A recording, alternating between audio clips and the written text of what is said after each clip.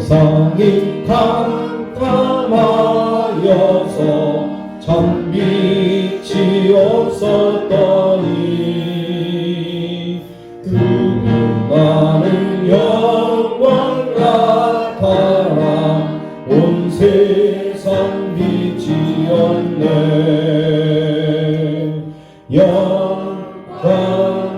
영광의 주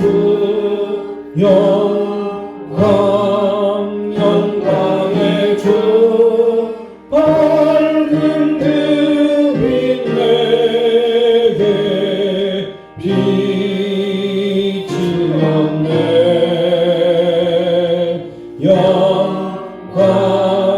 영광의 주 영광의 주 이 세상의 빛은 오직 주 예수님.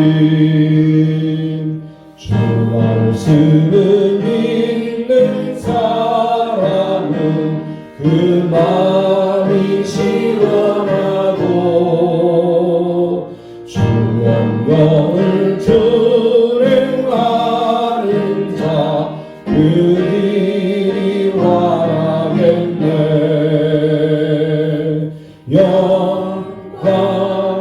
영광의 주 영광의 주 밝은 그빛 내게 비치었네.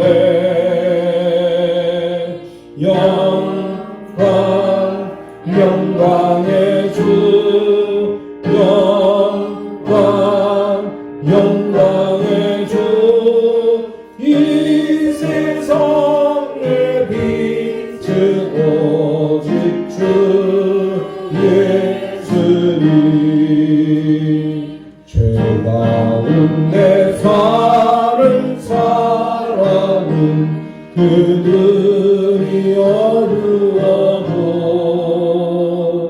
그 죄악을 씻는 날에는 그들이 밝아지네.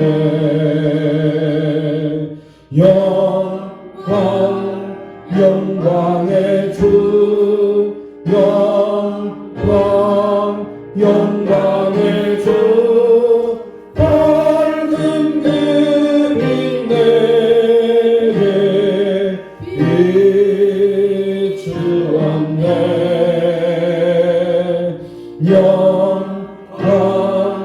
영광의 주 영광의 주 이 세상의 빛은 오직 주 예수님. 아멘. 할렐루야. 오늘 주시는 하나님의 말씀을 함께 보겠습니다. 오늘 주시는 하나님의 말씀은 누가복음 3장 2절로 6절까지의 말씀입니다.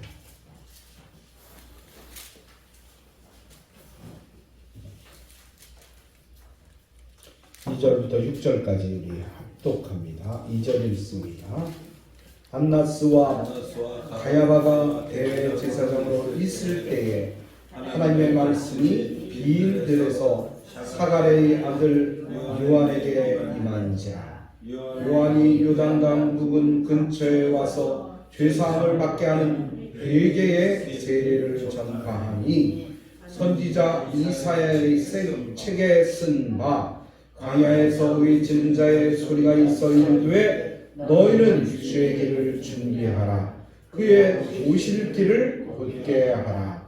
모든 골짜기가 메워지고 모든 산과 작은 산이 낮아지고 굵은 것이 돋아지고 험한 길이 평탄하여질 것이요 모든 육체가 하나님의 구원하심을 보리라 함과 같으니라.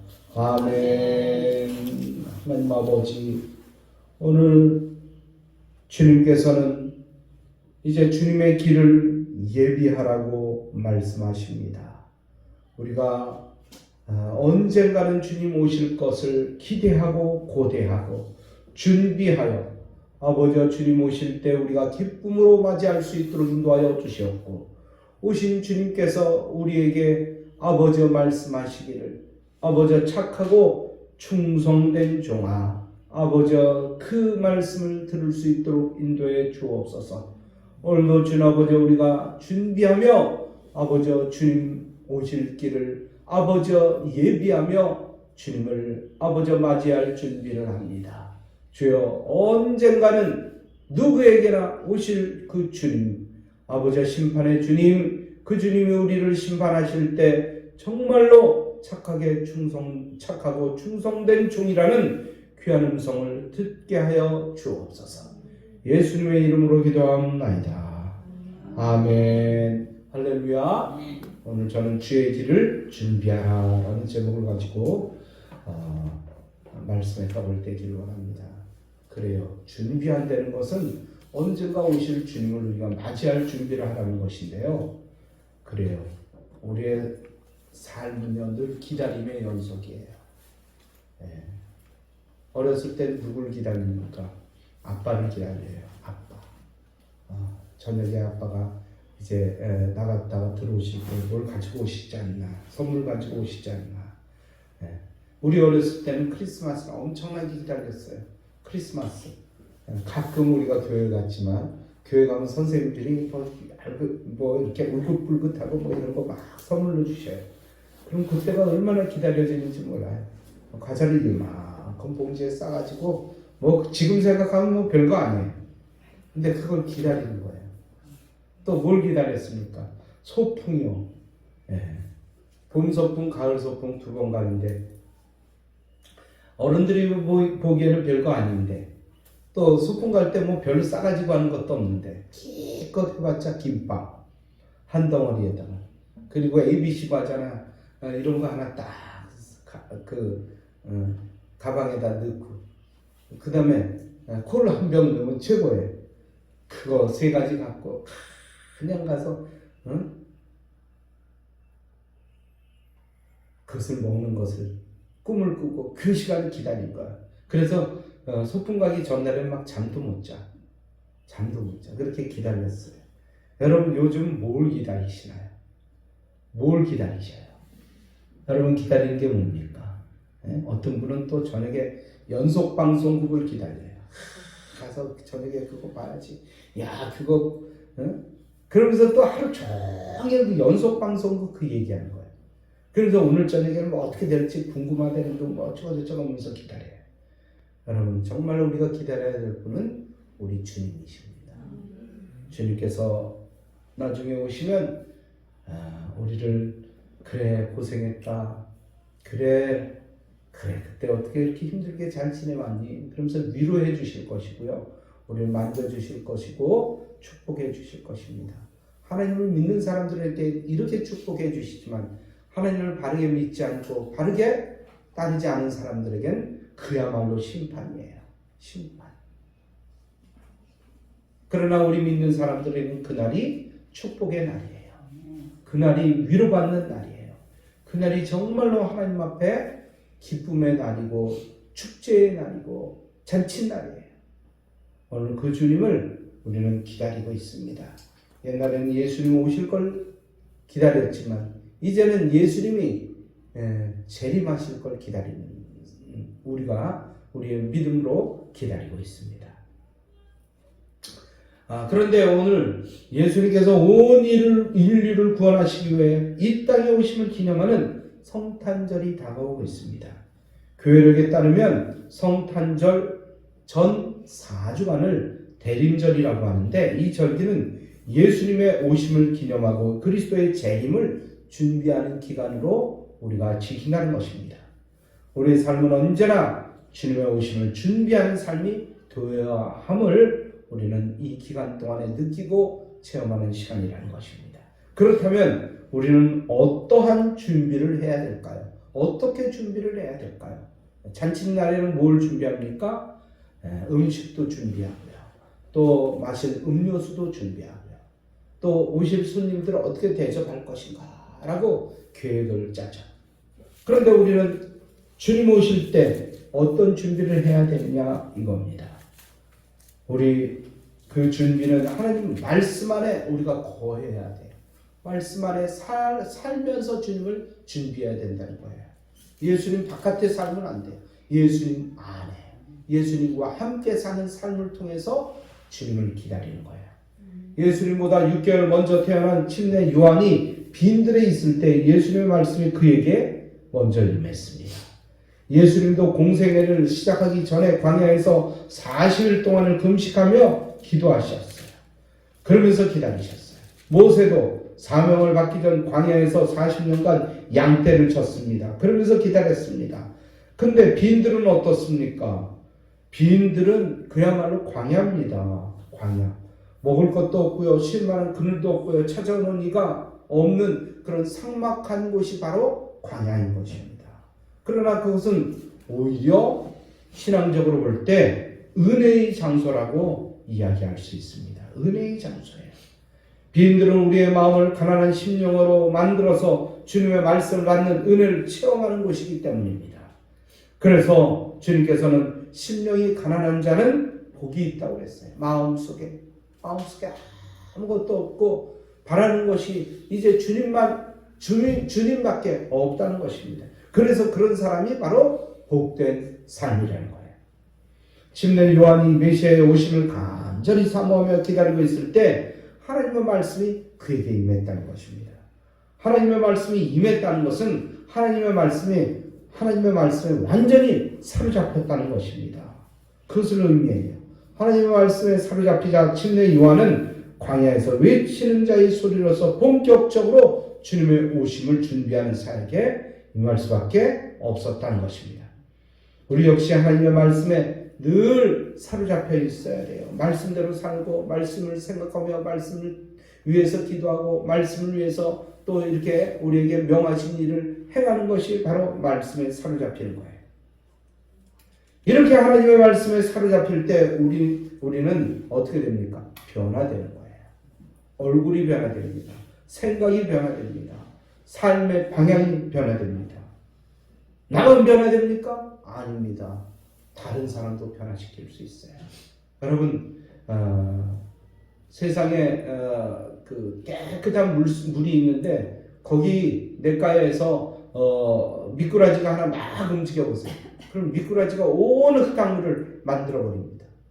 사람도 역시 마찬가지예요. 사람도 그 사회나 그 가족이나 그 어떤 미꾸라지가 하나 있으면요, 그 가족을 아주 아프게 만든대요.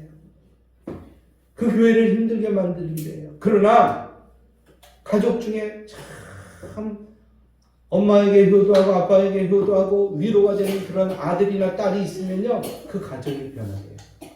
엄마도 변화되고 아빠도 변화되고요, 온 심령들이 변화됩니다. 교회도 마찬가지예요. 교회도 정말 하나님의 뜻대로 사는 사람이 그렇게 열심히 하나님의 뜻을 위해서 일어나가면요, 교회가 변화돼요.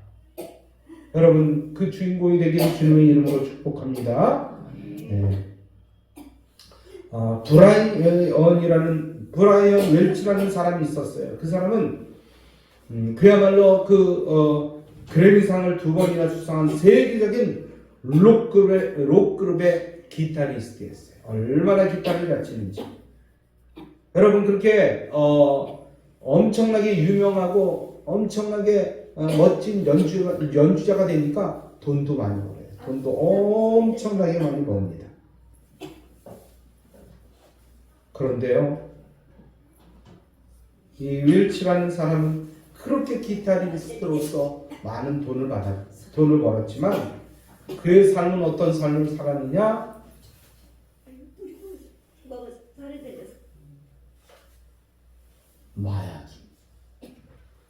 마약이 그의 마음을 사로잡았어요. 마약이 왜 마약입니까? 왜 사람들이 마약이라고 합니까? 마자는요, 마귀할 때 마자예요. 마귀가 사로잡았어요. 생활이 어떻겠습니까? 돈은 그렇게 많은데도 불구하고 사람다운 삶을 살지 못했어요. 그러다 어느 날 한 친구가 그를 찾아왔습니다. 당신을 생각하다 성경 말씀이 하나 떠올랐는데 왠지 당신에게 꼭 오늘 해줘야 될 것 같아서 내가 당신에게 성경 말씀, 하나님의 말씀을 전합니다. 그러면서 말씀을 전했습니다. 무슨 말씀을 전했느냐? 마태복음 11장 28절의 말씀을 전했어요. 수고하고 무거운 짐진 자들아 다 내게로 오라. 내가 너희를 쉬게 하리라. 그런데 그 말씀이 갑자기 그 마음속에 쑥 들어왔던 거예요. 그래, 내가 아무리 돈이 많으면 뭐해? 내가 아무리 그 엄청난 연주를 하면 몰래 뭐 하는 거야? 나는 여태까지 쉼이 없었어. 나는 정말 마음 편하게 쉬어본 일이 없어. 그 말씀이 그 가슴속에 싹 꽂히자 그 생각이 변화되고 가치관이 변화되고 삶의 방향이 틀어졌어요. 그는 그 당시 경험을 이렇게 말합니다. 나는 쾌락을 위해 모든 것을 해보았지만 남은 것은 공허뿐이었습니다.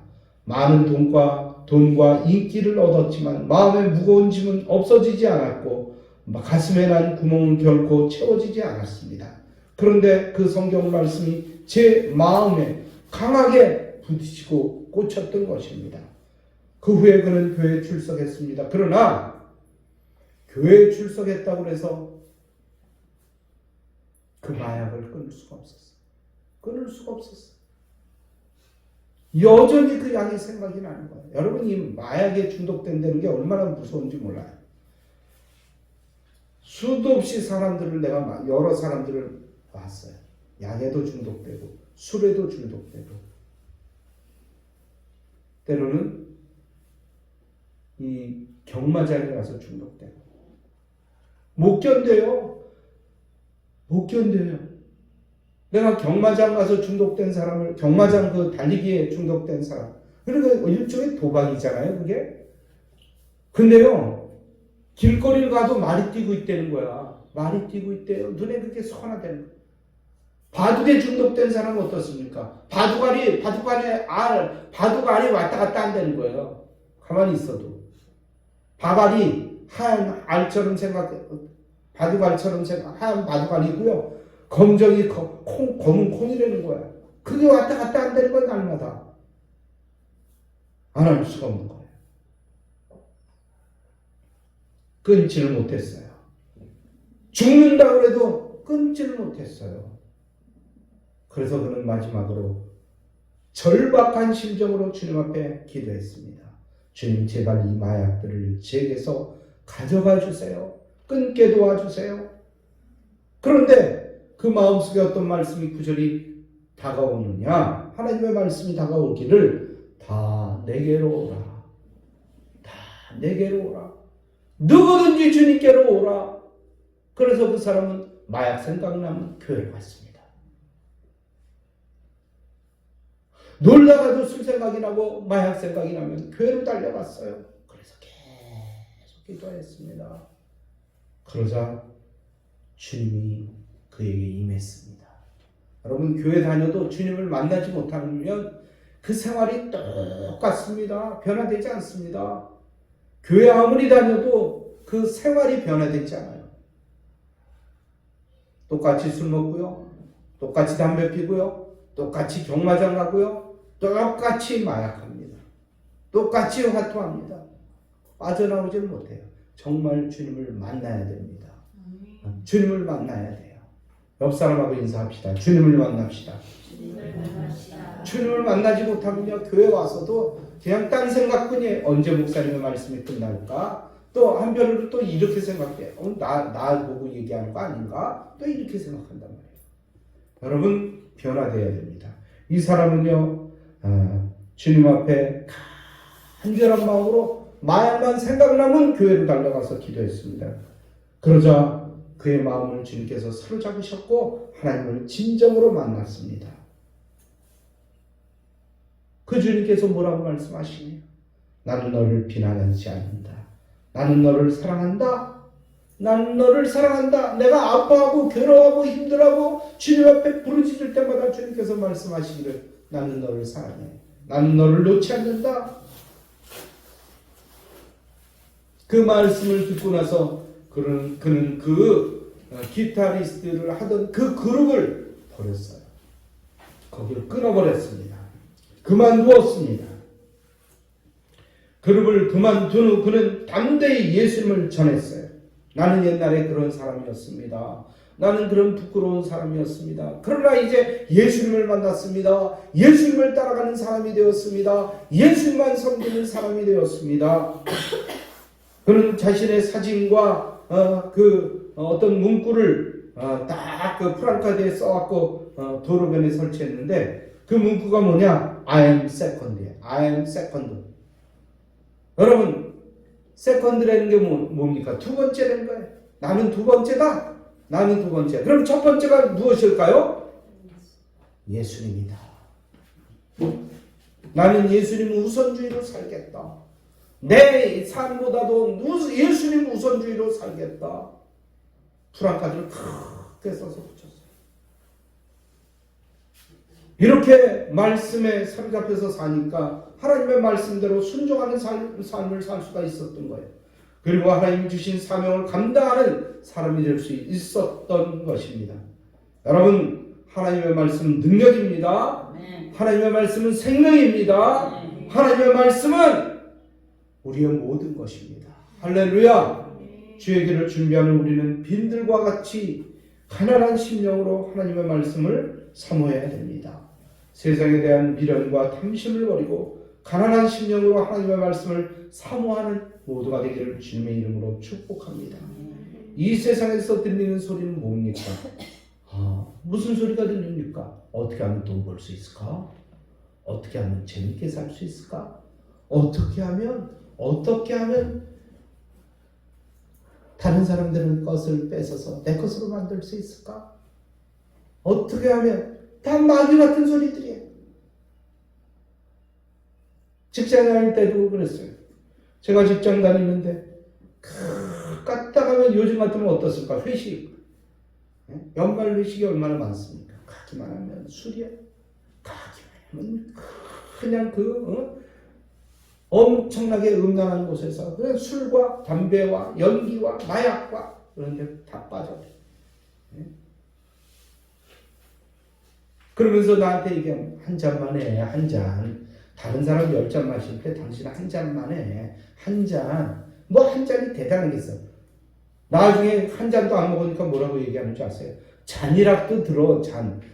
남들 잔 들 때 잔이락도 들어. 난 잔도 안 들었으니까. 그러면서 또 계속 거기서 안주만 먹으니까 남들 안주 한 번 먹을 때 당신도 하나씩 먹으래. 안주만 계속 먹지 말고. 그렇게 나를 괴롭혔어요. 그 사람들을 얼마 전에도 만났어요. 뭐 하고 있어요? 다 놀고 있어요. 은퇴했어요. 아무것도 할 게 없어요. 놀고 있어요. 나는 열심히 하나님의 말씀 전하는 사람이 됐잖아요. 여러분, 우리는 주님의 음성을 들어야 됩니다. 주님께서 내게 무엇이라고 하는지 그 음성을 들어야 돼요. 하나님을 믿는다 하면서도 하나님의 말씀을 듣지 못하면 어떻게 됩니까? 어떻게 행동해야 되는지 알 수 없어.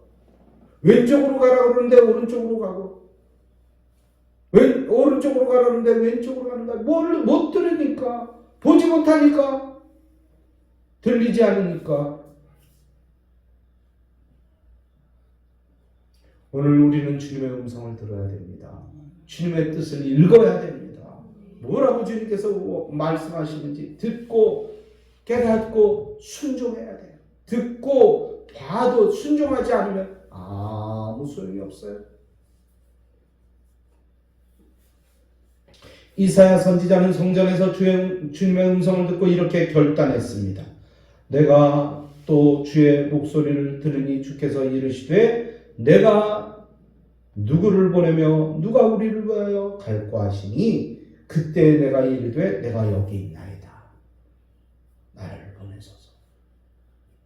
주님의 음성을 들을 때 주님의 뜻대로 살 수 있습니다. 말씀대로 앞으로 나갈 수 있습니다. 우리는 언제나 주님의 말씀을 말씀으로 우리의 마음이 충만하고 그 말씀의 순종함을 통해서 주님의 주시는 길을 준비하고 그 길을 가야 됩니다. 두 번째는요, 회개함으로 준비해야 돼요. 회개. 우리가 주님 말씀에 사로잡혀 주님의 음성을 따라 살아갈 때에 하나님의 은혜가 임한다는 것입니다. 그때 주님의 음성을 따라 살기 위해서 우리가 해야 할 일은 회개하는 겁니다. 하나님의 말씀에 사로잡힌 침례 요한은 사람들에게 회개를 선포했습니다. 회개하라! 천국이 가까웠다. 공생애를 시작하신 예수님 첫 번째 메시지도 회개하라, 천국이 가까웠다. 초대교회 사도들도 복음을 전할 때 그들이 가장 핵심적인 메시지가 뭡니까? 회개하라, 천국이 가까웠다. 여러분, 회개라는 것이 무엇입니까? 방향을 전환하는 겁니다. 바꾸는 거예요. 하나님 앞에서 자신의 죄를 고백하고 하나님께로 마음을 돌이키는 거예요.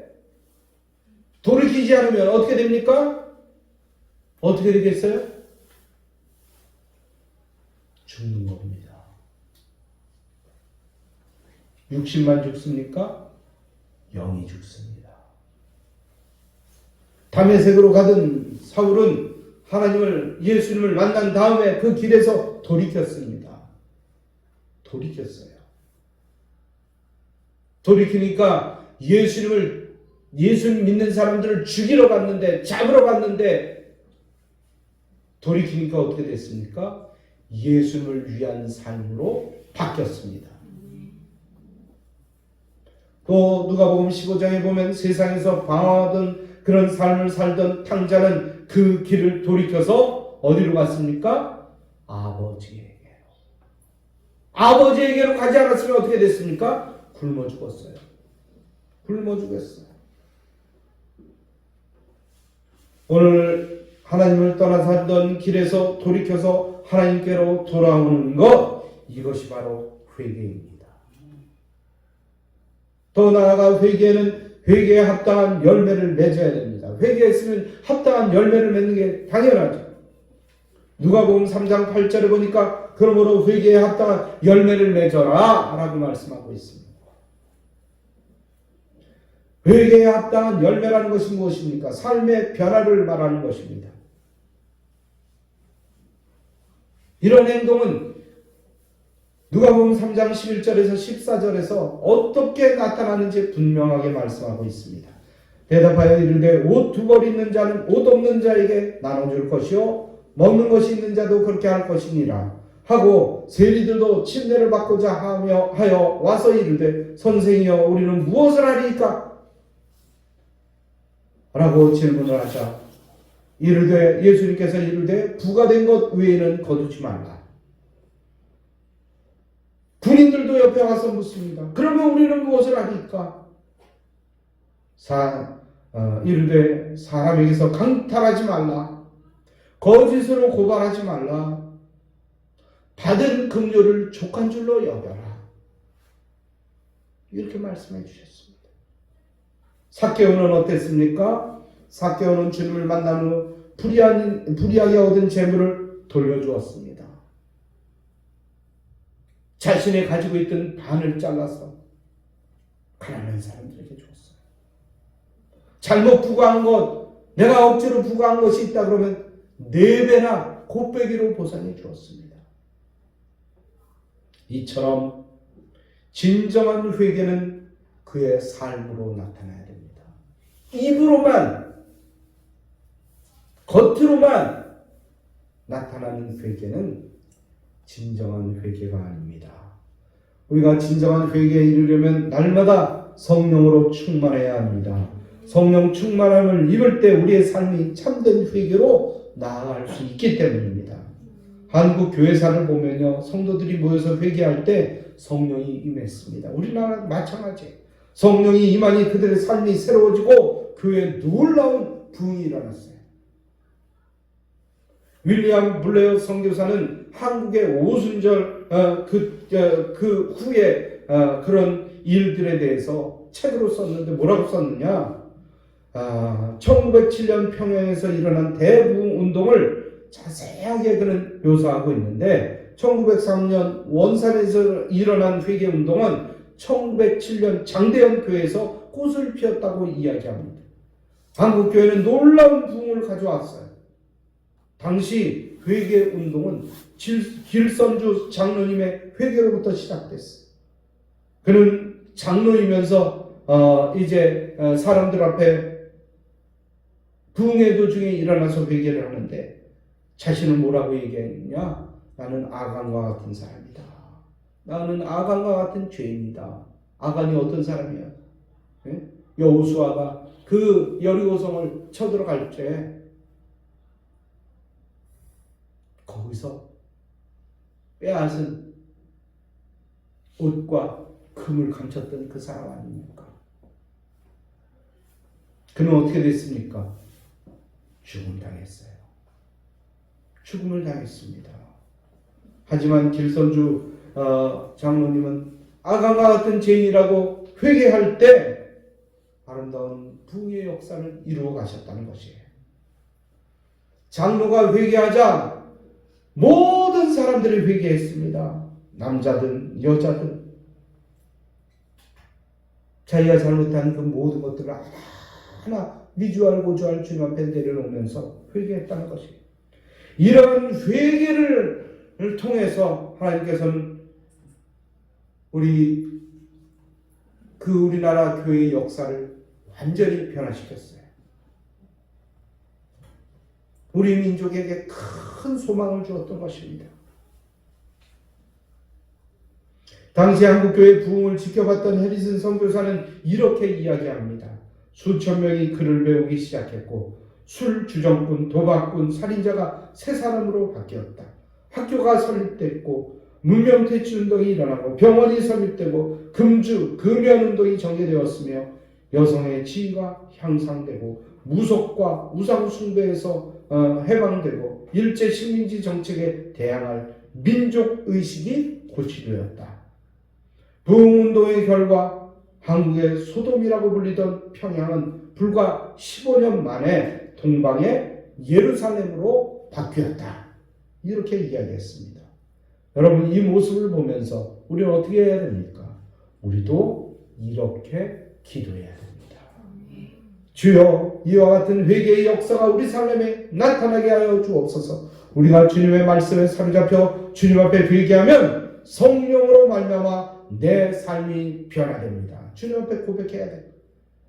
그리고 실제로 변화돼야 됩니다. 말로만의 변화가 아니라 끊임없이 내 뼈를 깎는 아픔을 통해서 내가 변화돼야 됩니다. 하나님의 영광이 우리를 통해서 이 아름다운 역사가 이 온천에 전파될 것입니다. 할렐루야! 또한 세 번째로는 주의 길을 준비하는 자가 되어야 됩니다. 우리는 우리의 마음을 새롭게 함으로써 주의 길을 준비하는 자가 되어야 됩니다. 오늘 누가복음 3장 4절로 5절은 이렇게 우리에게 말씀합니다. 선지자 이사야의 책에 쓴 바 광야에서 외치는 자의 소리가 있어 이르되 너희는 주의 길을 준비하라. 그의 오실 길을 곧게 하라. 이는 골짜기가 메어지고 모든 산과 작은 산이 낮아지고 굽은 것이 곧아지고 험한 길이 평탄하여질 것이요. 그래요. 이렇게 바뀐다는 얘기예요. 울퉁불퉁했던 그 마음이 평탄하게 바뀔 것이에요. 무슨 일만 있으면 벌컥벌컥 소리 지르고 화내던 그 마음이 바뀌게 될 것이라는 것입니다. 그렇게 함으로 있어서 우리의 인생이 평탄해지고 험한 길이 내 인생에 있어서 가장 멋진 길로 바뀌게 될 것이라는 것입니다. 옛날에는 왕이 출정할 때 먼저 앞서 나가는 전위대가 있었어요. 그 전위대는 왕이 바르게 잘 걸어갈 수 있도록 거친 땅을 고르고 파진 웅덩이를 메웠습니다. 높은 것을 깎아내렸습니다. 그리고 그 땅을 평탄하게 만들었어요. 그래서 왕이 평안하게 갈 수 있도록 그렇게 만들었던 것입니다. 이와 같이 우리도 우리의 마음에 잘못된 부분들을 정리함으로써 우리의 왕이신 주님을 맞이할 준비를 해야 된다는 것입니다. 그렇게 하기 위해서는 우리의 마음의 골짜기를 메워야 됩니다. 우리의 마음에는 깊은 상처로 인해 미움이 또 분노가 여러 가지 마음의 골짜기가 있다는 것입니다. 우리뿐 아니라 이 사회는 마음의 골짜기로 고통당하는 수많은 사람들이 있다는 것입니다. 이 많은 상처로 인한 마음의 골짜기는 오직 예수 그리스도의 십자가의 사랑과 보혈의 능력으로만 메워질 수 있다는 것입니다. 그러므로 우리는 늘 이렇게 기도해야 됩니다. 주님, 우리 마음의 상처의 골짜기를 메워 주옵소서. 더 나아가 예수님의 사랑으로 다른 이들에게 상처의 골짜기를 메울 수 있게 하여 주옵소서. 기도해야 돼요. 또한 우리는 우리의 높아진 마음을 낮추어야 됩니다. 우리 마음에는 교만과 고집과 불순종으로 높아진 산이 있습니다. 예수님은 나는 마음이 온유하고 겸손하니 나의 멍에를 메고 내게 배우라고 우리에게 말씀 주셨어요. 다른 사람에게 주신 말씀이 아니에요. 여러분, 하나님의 말씀, 이 말씀들은요, 믿는 사람들에게 주신 말씀이에요. 믿지 않는 사람들에게 주신 말씀도 있지만 대부분의 모든 말씀이 믿는 우리에게 주신 말씀이에요.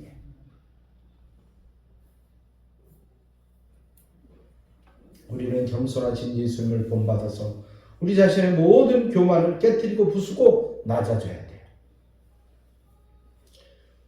무디 목사님은 우리에게 두 개의 보좌가 있다고 말씀합니다.